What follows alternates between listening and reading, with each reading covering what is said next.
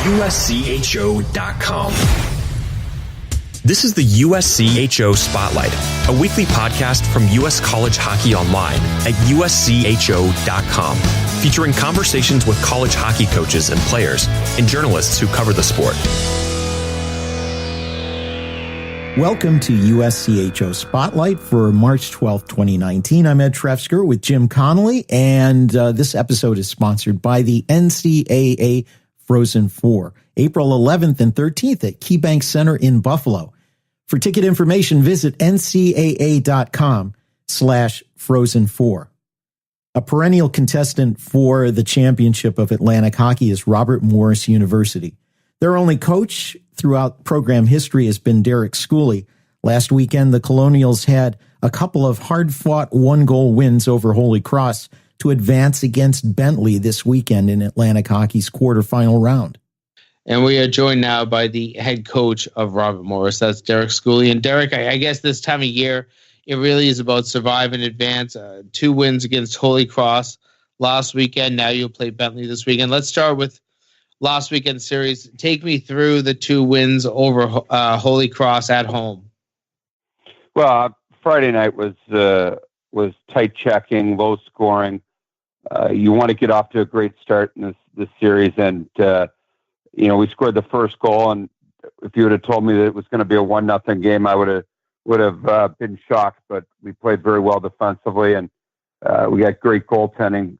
Murat made a couple huge saves, one in the second, one in the third, to keep it 0-0. And Tommy Nixon played very well as well. And we were lucky and fortunate enough to get the goal by Percusic and made that hold up. Next night, Holy Cross came out and played so hard right off the bat and had us back on our heels, and we survived their push, and they had a 1-0 lead. We got to the locker room, really got ourselves together, and came out and had maybe our best period of the year.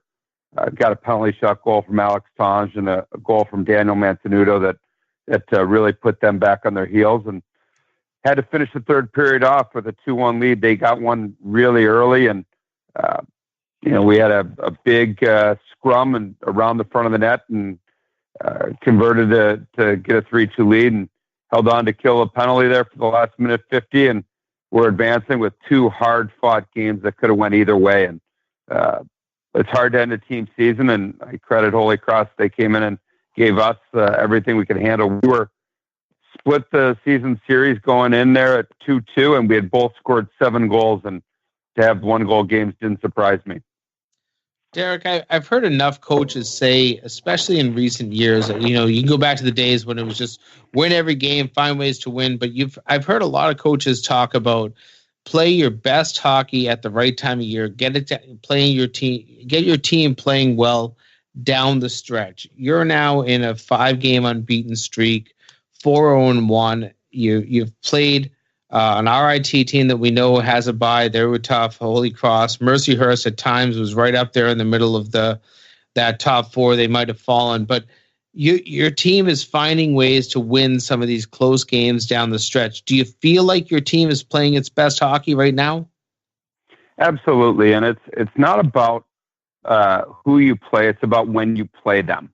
And we got Bentley at the start of in January when they were just starting their big hot streak. We got Brown when they were just starting their big hot streak, and we got Sacred Heart when they were starting their streak, and that put a tough stretch for us in January together. And we started. I saw Ed when we played RIT, and we were tied with them late, and I told them at that time that I liked how our team was playing. We just couldn't find ways to get over the hump. Next night we couldn't protect the lead, and we were getting to that point where we knew we were playing well, but we just needed things to go in the right direction. And obviously have had that beating Mercyhurst in the last 2 games of the weekend, and now this, and unbeaten in our last 5, and 5-2-1 our last 8. So yeah, we're playing our best hockey right now. And like I said, it's about when you play teams, and we've seemed to get teams right when they're really hot.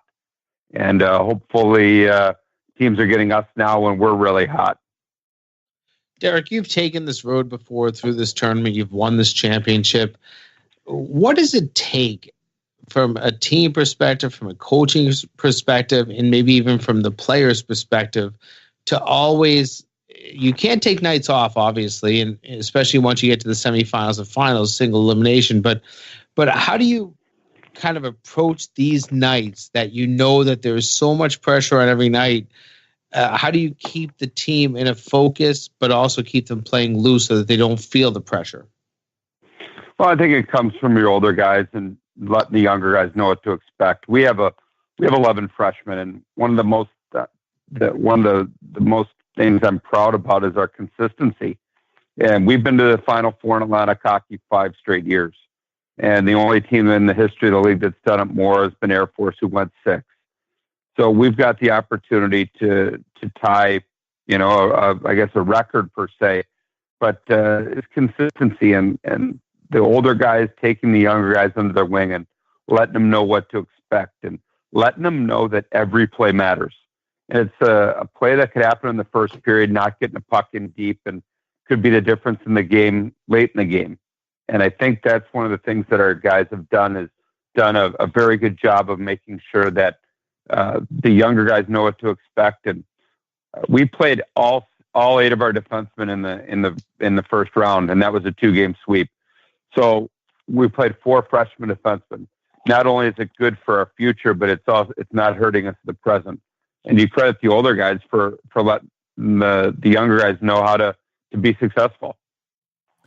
We're talking with Derek Schooley, head coach at Robert Morris. One of those guys back on the blue line is somebody I've come to really admire the skills of over the years, and that's Eric Israel. What things does he bring to the Colonials game? Well, we actually missed Eric for the last he played the last game, but we missed him the first 3 games before that. And one thing that we're going to miss when he graduates is his ability to move the puck up the ice and his ability to create some offense.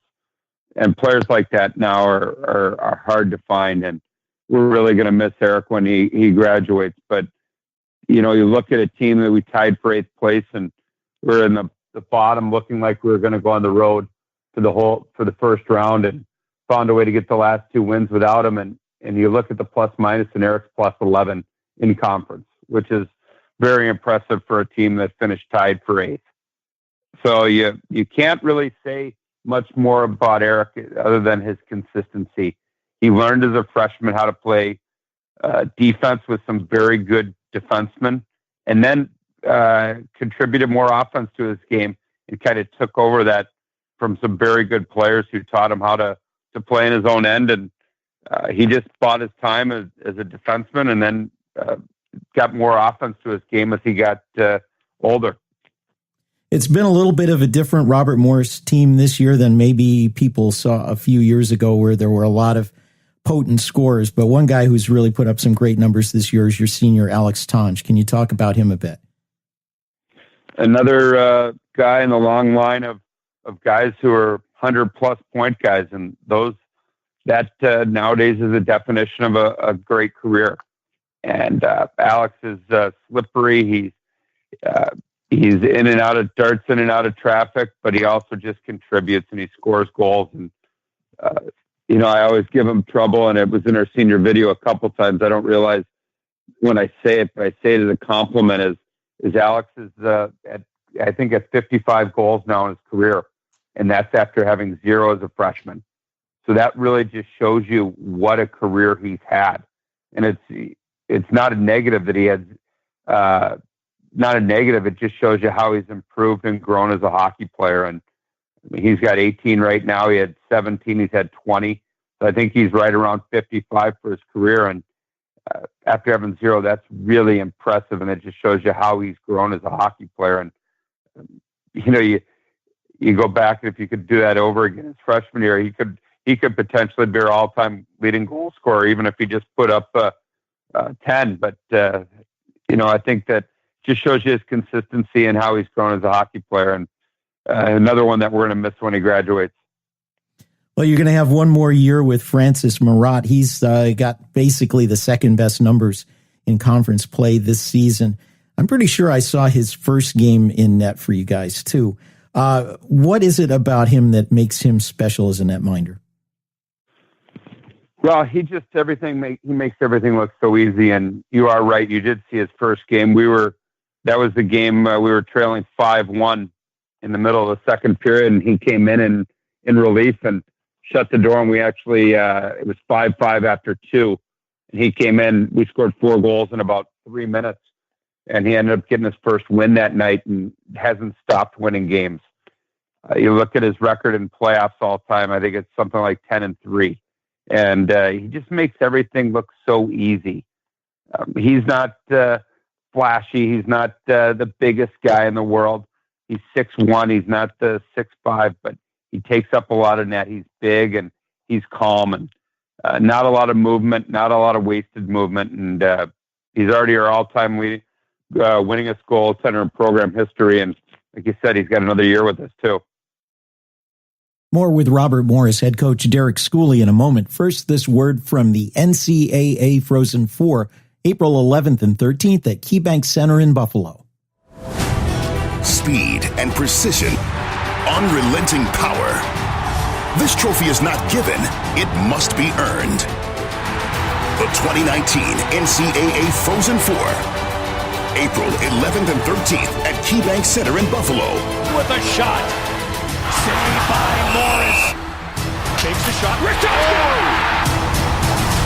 Visit ncaa.com/Frozen4 and get your tickets today. We're talking with Derek Schooley, head coach at Robert Morris. You had sort of a lopsided season this year as far as home and away. You were front-loaded with a lot of home games, and you've been on the road a lot since Christmas. Is this helping you guys for going on the road to Bentley this weekend?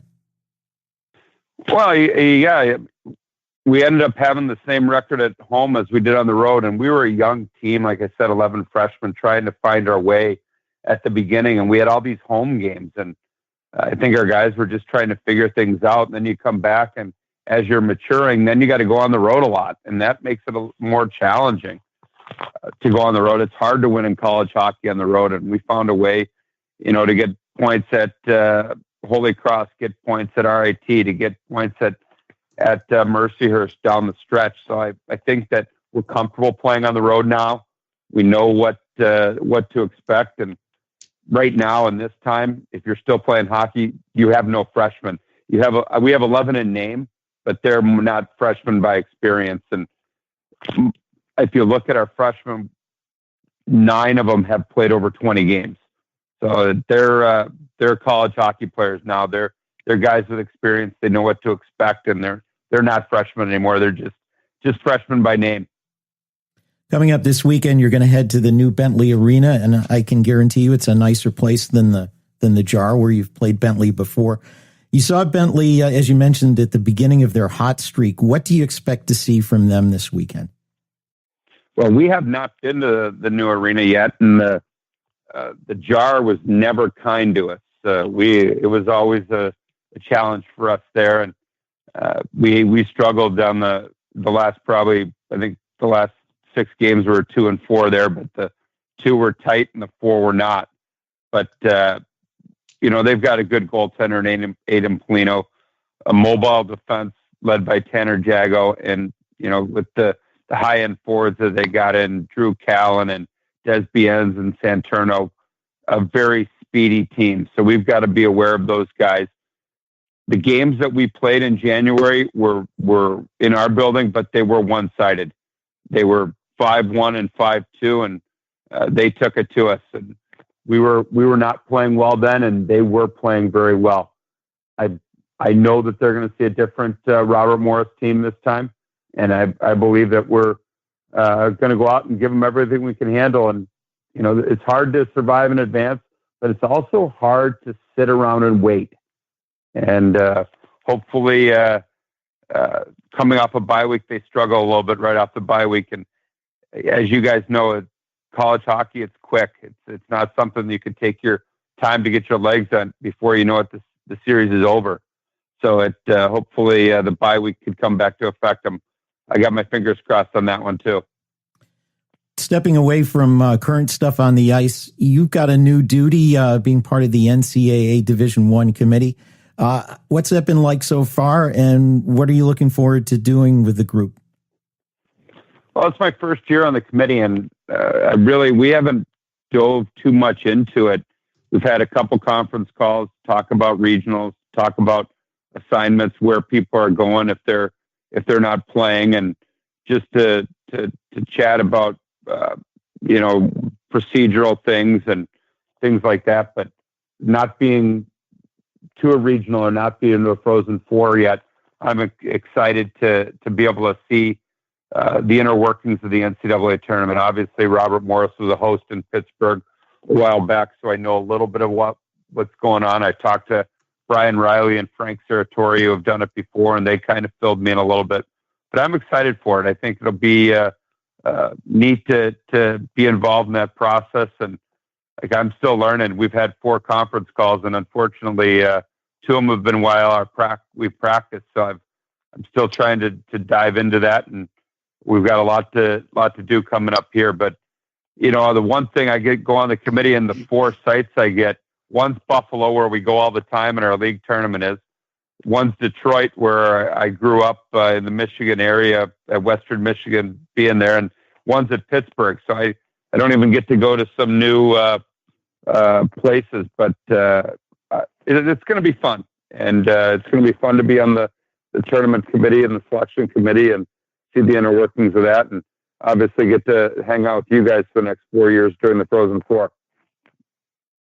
This is USCHO Spotlight. We are talking with Derek Schooley from Robert Morris. And Derek, how much does your personal experience weigh, and maybe even your team's experience? I know you've had some good years, some decent years, but how much do you always try to lean back on other teams? And can you reference other teams when you go into postseason play? And do you find ways to bring people back? Are there ways to pull things back from other years to really, hit on what today is bringing?